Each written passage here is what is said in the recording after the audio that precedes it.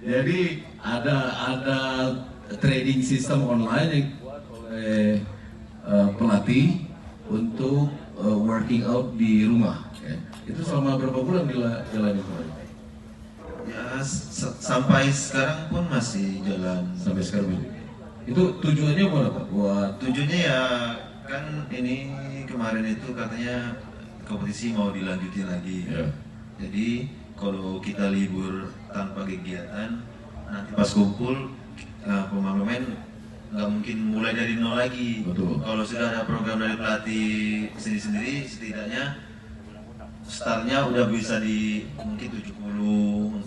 Itu kan online, tanpa dia harus ada laporan nggak sih pemain ke pelatih gitu, atau pokoknya ya ini programnya kalian kerjain aja, kalau dikerjain syukur, nggak dikerjain juga nggak apa-apa, atau tanggung jawab gitu misalnya? Ya kalau kita dari pemain sebenarnya di sini kan bicaranya profesional. Oke. Jadi balik ke masing-masing pemain. Ya. Ya kalau udah masuk karena profesional ya dikasih program harus dilakuin dengan sesuai program yang ada.